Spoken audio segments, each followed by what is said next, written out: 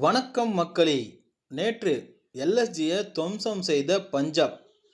நடப்பு ஐபிஎல் தொடரில் இதுவரைக்கும் தோல்வியே தழுவாத பஞ்சாப் அணி நேற்று நடைபெற்ற எல்எஸ்ஜிக்கு எதிரான போட்டியில் டாஸ் வென்று முதல்ல பேட்டிங் களமிறங்கினாங்க. மிச்சல் பிரியான்ஸ் ஆர்யா மற்றும் கூப்பர் கொனாலே இவங்க ரெண்டு பேரோட பார்ட்னர்ஷிப் அபாரமாக இருந்தது. இவங்க ரெண்டு பேரும் மாற்றி மாற்றி சிக்ஸர் மலையை பொழிந்தாங்க. ஆர்யா 93 ரன்லையும் கோன்லே 7 ரன்னிலையும் அவுட் ஆன பிறகு பஞ்சாபோட ஸ்கோர் கொஞ்சம் சரிவை தான் சந்தித்தது. இவங்க ரெண்டு பேரும் இருந்த வரைக்கும் கண்டிப்பாக 280 300 வரைக்கும் போகும் அப்படின்னு எதிர்பார்க்கப்பட்டது. ஆனால் 20 ஓவர் முடிவில் 254 ரன்கள் குவித்தாங்க. நடப்பு ஐபிஎல் தொடரில் ஒரு அணியோடைய அதிகபட்ச ஸ்கோரே இதுதான்.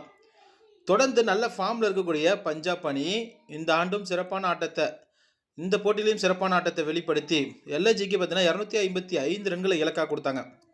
எல்எஸ்ஜி இந்த ஆண்டு சிறப்பான ஆட்டத்தை இது வரைக்கும் வெளிப்படுத்தவே இல்லை. மிகவும் மோசமான ஒரு ஆட்டத்தை தான் வெளிப்படுத்தி கொண்டு வராங்க. குறிப்பாக சொல்லணும்னா எல்எஸ்ஜி புள்ளிப்பட்டியலில் 8வது இடத்துல இருக்காங்க. நேற்று நடைபெற்ற போட்டியில் எல்எஸ்ஜி 20 ஓவர் முடிவில் 200 ரன்கள் மட்டுமே எடுத்தாங்க. 54 ரன்கள் வித்தியாசத்தில் படுதோல்வி சந்தித்தாங்க.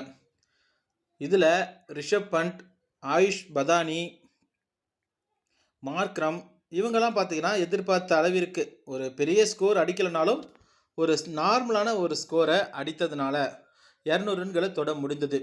254 சேசிங் அப்படிங்கிறது தான் மிகப்பெரிய விஷயம். அதில் படுதோல்வியை சந்தித்தாங்க எல்எஸ்ஜி.